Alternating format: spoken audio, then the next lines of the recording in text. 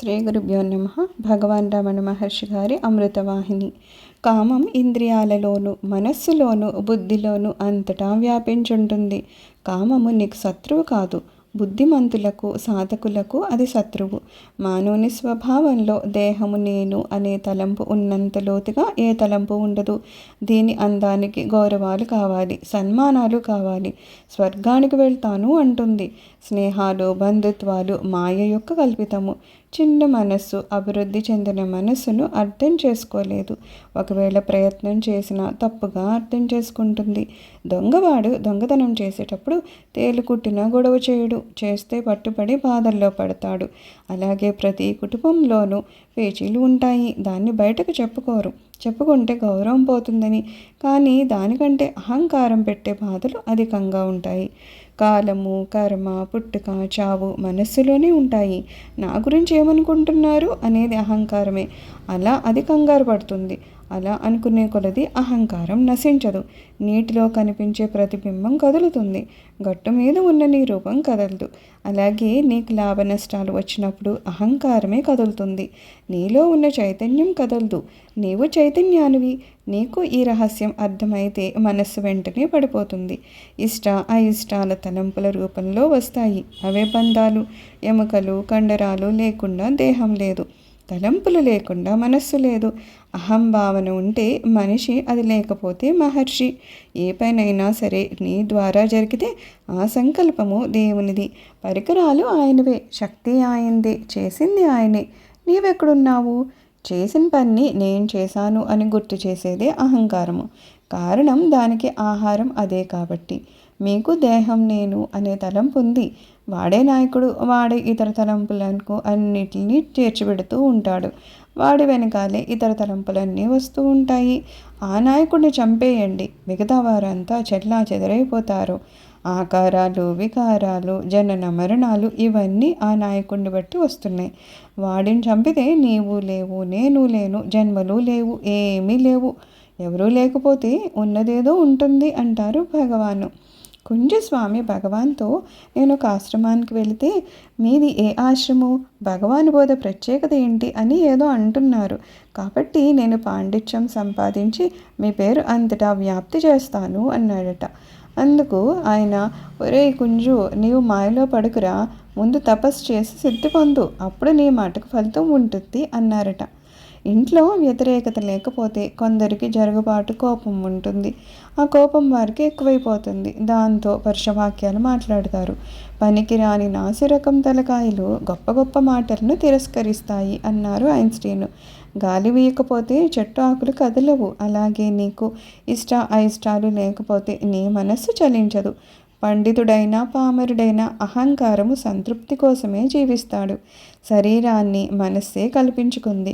ఎందుకంటే శరీరం లేకపోతే అది ఉండలేదు. శరీరాన్ని ఉపయోగించుకోవడానికే కోరికలన్నీ మనస్సులో ఉంటాయి. అవి నెరవేర్చుకోవడానికే శరీరం ఉండాలి. మనోనాశనం అయితే శరీరాలు లేవు, రావు కూడాను. పునర్జన్మ లేదు.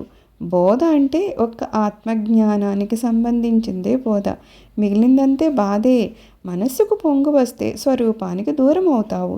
మనస్సులో బలహీనతలు ఉన్న వాడు స్వార్థపరుడు, దుర్మార్గుడు కాకపోతే ఎప్పుడో ఒకప్పుడు జ్ఞానం కలుగుతుంది. మొహమాటం అనేది సిగ్గు కాదు, అది ఒక బలహీనత. మనసులో ఉన్న బలహీనతల్లో అదొకటి. వ్యక్తి భావన లేనప్పుడే నిరహంకార స్థితి ఏర్పడుతుంది. అహంకారం ఉన్నప్పుడు మమకారం వస్తుంది. మమకారం ఉన్నప్పుడు శాంతి స్థితి కలగదు. స్తోత్రాలు, విమర్శలు నిజం ఎందుకు అనిపిస్తుంది అంటే, దేహాత్మ భావన వలన నేను అనేవాడు దాన్ని సందేహించడం లేదు, దాన్ని అనుమానించడం లేదు. అందుచేతనే అది బలపడిపోతుంది. దాన్ని అంటిపెట్టుకుని పూజలు జపాలు చేస్తే ప్రయోజనం లేదు. సముద్రంలో కెరటాలు సహజము, అలాగే మనసులో తలంపులు కూడా సహజము. అంతఃకరణలో దోషాలు ఉన్నవాడికి భగవంతుడు ఒకడు ఉన్నాడని స్థిరబుద్ధి కలుగదు. సంపదలు, గౌరవాలు అనే ప్రదర్శనలోకి వెళితే వ్యక్తి భావంలోకి వెళ్ళిపోతాము. మిల్టను స్వప్నావస్థ పొడిగింపే జాగ్రత్త అవస్థ అన్నారు. అంటే నిద్రలో స్వప్నాలు వస్తాయి, జాగ్రత్త అవస్థలో జన్మలు వస్తాయి. నీతో తప్పు చేయించేది మమకారము, మనుషులను చంపేది మమకారం. దానివల్లనే మనం బెంగ పెట్టుకోవడం, ఏడవడం, మంచం పడ్డము. మమకారం ఉంటే చావు కూడా సహజంగా రాదు, ఏడుస్తూ దిక్కులేని చావు వస్తుంది. ఈశ్వరుని శరణాగతి చెందిన వాడికి దుఃఖం క్రింద కనబడదు. ఇది దుఃఖమని ఇది సుఖమని విడదీసేది మనస్సే కదా. కొంతమంది నవ్వితే వెటకారంగా నవ్వుతారు, వాళ్ళు విషం కక్కుతున్నారా అనిపిస్తుంది. అది మనకి తెలుస్తుంది. దానివల్ల అలా నవ్విన వాళ్ళే పాడైపోతారని వాళ్ళకి తెలియదు. యేసు తండ్రి వాళ్ళు ఏం చేస్తున్నారో వాళ్ళకి తెలియడం లేదు.